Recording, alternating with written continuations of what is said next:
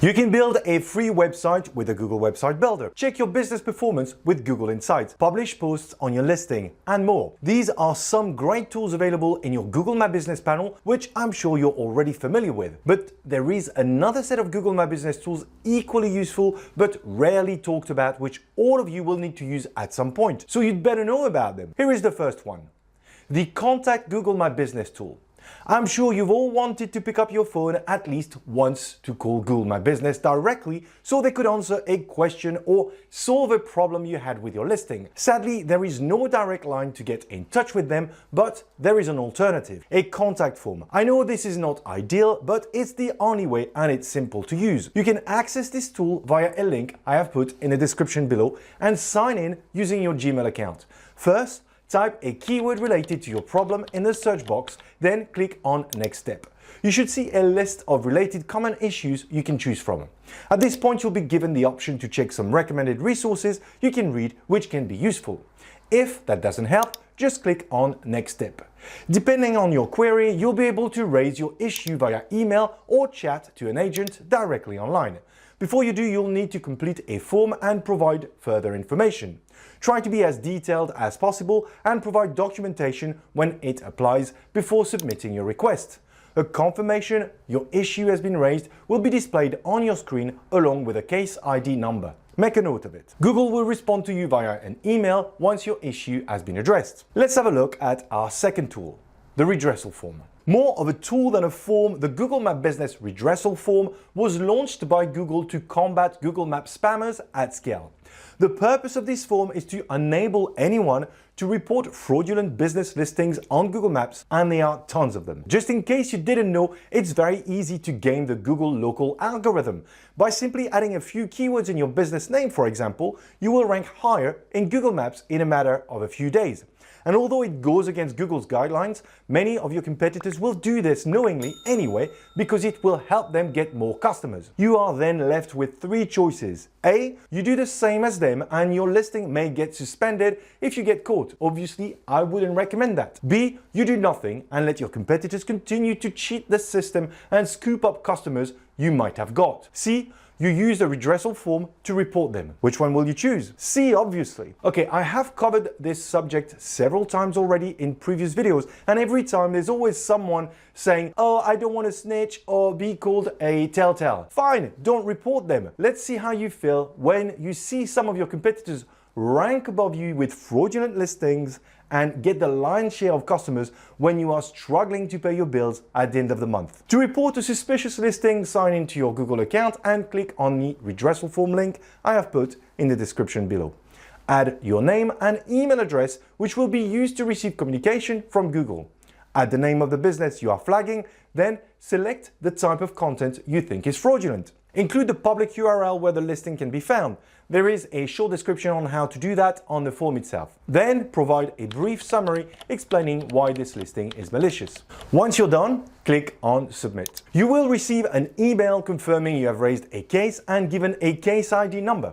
You now need to wait to track progress of your request, and for more info on how to do this effectively, I suggest you watch my video, One Dirty Google My Business Trick your competitors are using in 2021. Time to move on to our next tool, Review Removal Management Tool.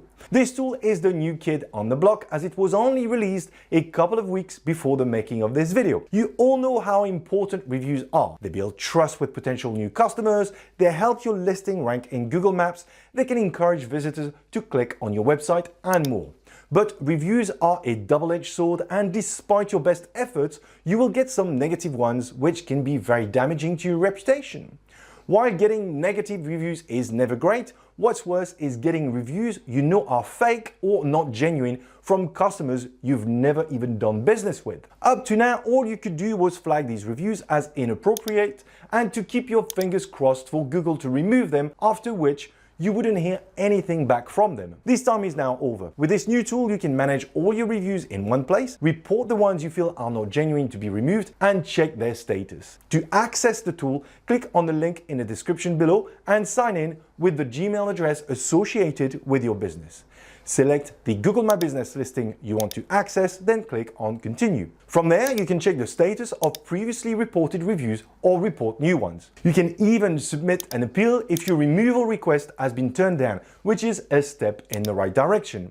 For a more in-depth tutorial about this tool, check my video, Google Review Removal Management Tool, now available. Time to look at the next item on our list, the Google My Business Reinstatement Tool. For those of you who require the use of this tool, it's generally symptoms of bad news. Your business is in trouble because your listing has been suspended from Google results and Google Maps. If this is the case, you should see the following notification on your Google My Business dashboard. And whenever that happens, you will need to reach out to Google and use this tool so your listing can be reinstated. There are two types of suspension, a soft one and a hard one. A soft suspension means your listing is still visible on search, but you've lost control over it and can no longer edit it. A hard suspension means it can no longer be found in Google. In either case, before you jump on your keyboard to frantically submit your reinstatement request, I suggest you take a deep breath and follow this process. Since Google will not give you the exact reasons why your listing was suspended,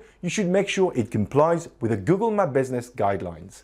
Not complying with the guidelines is, in a lot of cases, the reason why your listing was suspended in the first place. Once you've done that, I suggest you also reach out to one of the Google My Business product experts from the Google My Business support community to review your profile if they have the time. After this, you can start submitting your reinstatement request using the tool. Click on the link in the description and sign in with your Google account. You will be presented with a series of questions which will help determine why your listing has been suspended, at the end of which you'll be able to fill in a detailed form and provide information about your business. Each field is self-explanatory and the form is easy to complete.